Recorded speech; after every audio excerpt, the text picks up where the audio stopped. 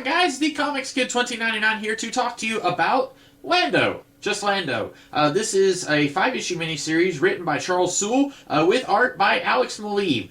This features older Lando, Billy D. Williams style, and this is a story about how he and Lobot, his assistant and friend from Empire Strikes Back, how they are indebted to some gangster, and this gangster says, well, you can pay off your debt to me if you do this little job for me. And then this little job ends up being much bigger than what they thought it would be. And despite everything, I actually like this book. As I was saying in my video on Lando Double or Nothing, I don't really like the character of Lando Calrissian. I like Billy D. Williams and I like Donald Glover. I think they are very charming actors and I think they bring a whole lot to the character, but the character is pretty much a backstabbing jerk, and you're not really meant to like him. Lando Double or Nothing really leaned very hard into his unlikable characteristics. And this book, I think wisely, reins in on that a little bit. You've got one of the characters in this book that is constantly referencing, hey, do you remember that time I lost an eye because of you, Lando? Hey, you're always running out on the job. Why aren't you doing that right now? But Lando himself is much more likable here, much easier to tolerate than he was in Double or Nothing. And you could say, okay, he's had a couple of decades to mature here. He's not quite as arrogant, I guess you could say.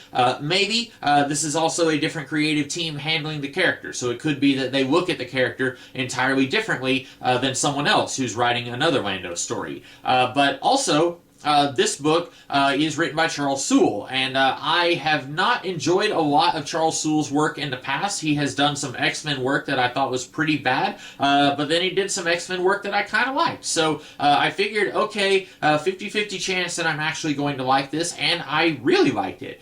So getting into spoilers here, Lando is tasked with stealing a ship for this crime boss, and the crime boss says, I just want the ship. You guys can have all the rare, wonderful stuff that's inside. And then you find out at the end of issue 1 that the ship actually belongs to Emperor Palpatine. It's his pleasure cruiser, and it has a lot of rare art artifacts, and we later find out Sith artifacts as well. And some of Lando's crew, they get corrupted by the Sith artifacts, and then it kind of becomes you're trapped on a ship with an evil, corrupted haunting, sort of. That's kind of what it is. It reminded me just a hair like the movie Alien. You're confined space. It's a very big space, but a confined space with a monster that wants to kill you. That's kind of what's going on here. We got these two warrior guys.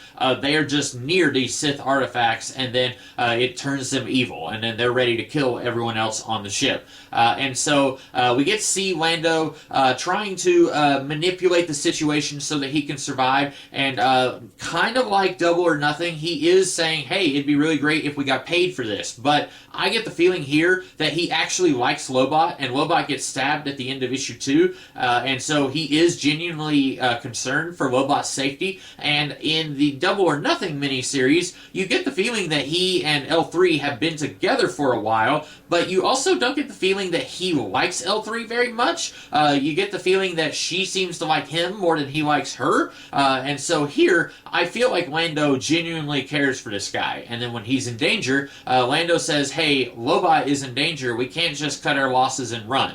And he is saying, like, it'd be great if I could get some of the treasures too, and he tries to kind of wheel and deal a little bit, and it doesn't really work. But again, that's not his primary characteristic that's on every single page of the comic like it was with Double or Nothing.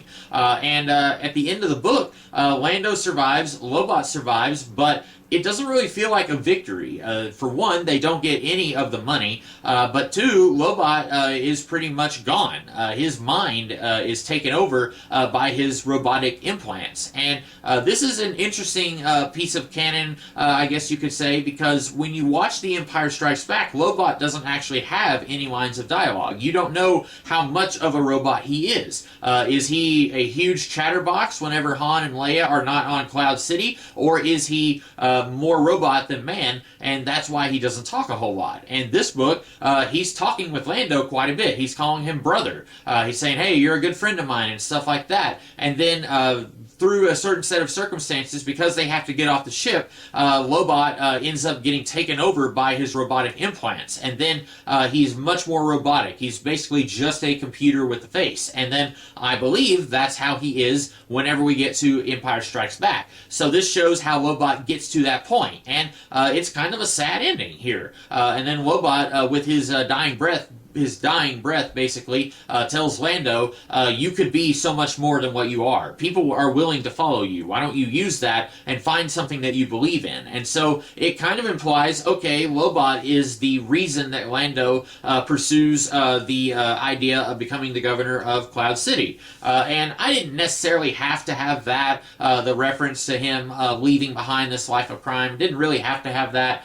Speaking of things I didn't have to have, there is a bounty hunter that Palpatine hires to stop these thieves who took his ship, and if failing that, then destroy the ship. And it turns out Palpatine is lending her Darth Maul's ship from the Phantom Menace. And that's another, like, hey, recognize this thing? It's a thing that you know. Do you recognize this? Do you like this? I didn't have to have that. This could have been any ship that she had to find Lando. This also does the trope that I don't really care for, where there is a mysterious masked person, and then they take off their mask, and it's like, oh, it's a woman? Women are allowed to be awesome and kick butt? Yeah, it's the 21st century, guys. This isn't surprising me. As soon as I saw this masked person dealing with somebody in issue 2, I was like, okay, that's going to be a woman. She's going to take her mask off, and it's going to be a big surprise. And sure enough, that's exactly what the book did. I was not expecting this character to have ties to Lando, but it makes sense in the story. But I was not in the least bit surprised, nor did I particularly care for this twist. I wish they wouldn't even do that. Don't even try to make this a big surprise. Just have her not have a mask on in issue 2. Women can kick butt and take names. Just have it be an incidental thing. It doesn't have to be a big surprise. So anyway, I like this book a lot more than I thought I would. So those are my thoughts on Lando. I hope you guys like this video, and I will see you guys in the future with some more videos. In the meantime, have a great rest of the day. Catch you later.